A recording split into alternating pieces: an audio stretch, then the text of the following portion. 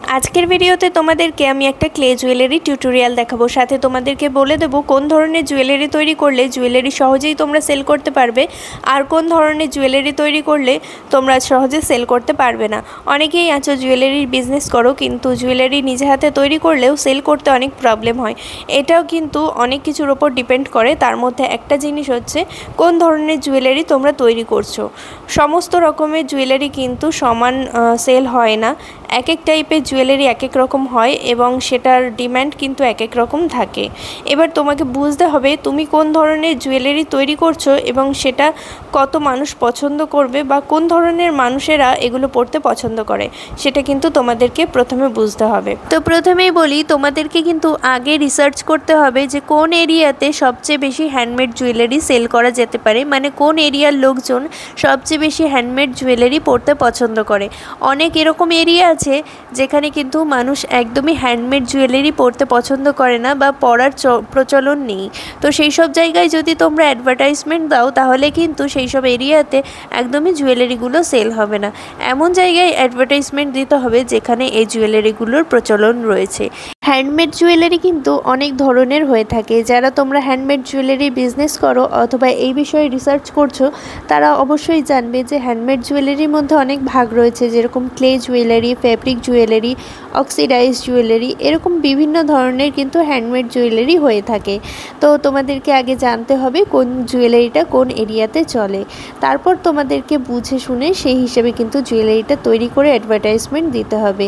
এবার আমি যেটা বলেছিলাম যে কোন জুয়েলারিটা সবচেয়ে বেশি চলে আর কোনটা বেশি চলে না, তো প্রথমেই বলি তোমরা যখন সিম্পল এবং ছোটোখাটোর মধ্যে কোনো জুয়েলারি তৈরি করবে তখন কিন্তু যে কোনো এরিয়াতে মোটামুটি সেই জিনিসটা চলবে। কিন্তু যখন তোমরা একটু সাইজে বড় এবং ইউনিক জিনিস করতে চাইবে তখন কিন্তু সব এরিয়াতে চলবে না। তো তোমাদেরকে এমন কিছু তৈরি করতে হবে প্রথম দিকে যেন সেটা সেল করার মাধ্যম দিয়ে তোমাদেরকে অনেক কাস্টমার চেনে।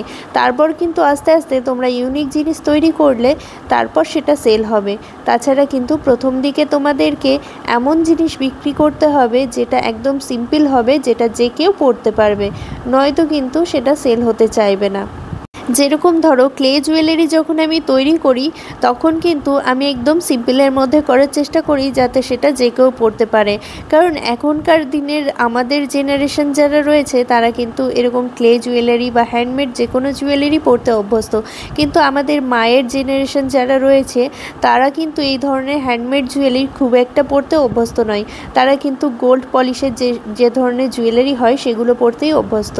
তো তাদেরকে যদি আমরা এই ধরনের জুয়েলারি পরাতে চাই তারা কিন্তু একদম সিম্পলের ওপরেই জুয়েলারিটা পরতে চাইবে। কখনোই কিন্তু কিছু বড় সড়ো কোনো জুয়েলারি বা কোনো ইউনিক এমন কিছু যেটা হয়তো তাদের সাথে যায় না বা তাদের কালচারের সাথে যায় না এরকম কিছু কিন্তু পরতে চাইবে না। আমরা যেরকম বিভিন্ন টাইপের ডিফারেন্ট জুয়েলারি ট্রাই করতে স্বাচ্ছন্দ্য বোধ করি, কিন্তু তারা কিন্তু সেটা করবে না। তো সেই হিসেবে তোমাদেরকে কিন্তু জুয়েলারি তৈরি করতে হবে। আর সবসময় কিন্তু তোমরা সিম্পলের ওপর জুয়েলারি তৈরি করার চেষ্টা করবে, তাতে কিন্তু তোমাদের সেটা ক্লে জুয়েলারি হোক বা ফেব্রিক জুয়েলারি হোক, যেটাই হোক না কেন সেটা সেল হবে। আর তোমরা যদি অক্সিডাইজ জুয়েলারির কথা বলো সেগুলো কিন্তু হ্যান্ডমেড হয়ে থাকে বেশিরভাগ ক্ষেত্রে। তো ওগুলো তৈরি করলে তোমরা কিন্তু কম্পিটিশন করে পারবে না, কারণ এক একটা ডিজাইন এক এক রকম এবং একটার থেকে আরেকটা খুব বেশি সুন্দর হয়ে থাকে ওগুলো। তো ওইগুলো তোমরা যদি খুব বেশি ইনভেস্ট করতে চাও তাহলেই ওগুলো তৈরি করো, নয়তো তোমরা ক্লে জুয়েলারি আর ফেব্রিক জুয়েলারির ওপরেই ফোকাস করো, তাতে কিন্তু তোমাদের বিজনেসটা ভালো হবে এবং রিস্ক কম থাকবে। তো তোমরা এই দুটোর ওপর কিন্তু বেশি ফোকাস করতে পারো। আরও একটা জিনিস রয়েছে যেটা হলো এমব্রয়ডারি জুয়েলারি, এটা কিন্তু এখন খুবই চলছে, তো এটার ওপর ফোকাস করতে পারো। এটা কিন্তু একদম ইউনিক জিনিস, তো এটা সব জেনারেশনের মানুষরাই কিন্তু পড়তে পছন্দ করবে, তো এটার ওপর তোমরা কিন্তু কাজ করতে পারো। আর তোমাদেরকে আরও একটা কথা বলি, তোমরা যখন ক্লে জুয়েলারি অথবা ফেব্রিক জুয়েলারি করবে তখন কিন্তু সবসময় চেষ্টা করবে চোকারের ওপর ফোকাস করার। চোকার জুয়েলারিগুলো কিন্তু সবচেয়ে বেশি সেল হয়, এবং যদি তোমরা লং কোনো কিছু তৈরি করতে চাও তাহলে একদম সিম্পলের ওপর লং টাসেল দিয়ে কিন্তু তোমরা যে কোনো জিনিস তৈরি করতে পারো, তবে চোকারটা কিন্তু সবচেয়ে বেশি সেল হয়। তো তোমাদেরকে সমস্ত ডিটেলসে বলেই দিলাম। আর তোমরা অবশ্যই কিন্তু কমেন্ট করে জানিও পরবর্তী ভিডিওতে কী ধরনের টিউটোরিয়াল দেখতে চাও। আর যারা আমার চ্যানেলের ভিডিও প্রথমবার দেখছো চ্যানেলটাকে সাবস্ক্রাইব করে পাশে থাকা বেল আইকনটা প্রেস করে দিও, তাহলে পরবর্তী ভিডিওর নোটিফিকেশান তোমাদের কাছে সহজেই পৌঁছে যাবে। সামনে যেহেতু দুর্গাপুজো রয়েছে, তো দুর্গাপুজো কালেকশন আসতেই থাকবে। আর তোমরা যদি এই জুয়েলারিগুলো অর্ডার করতে চাও আমার ফেসবুক পেজ বং ক্রাফটার 6-এ মেসেজ করো। দেখা হচ্ছে পরের ভিডিওতে।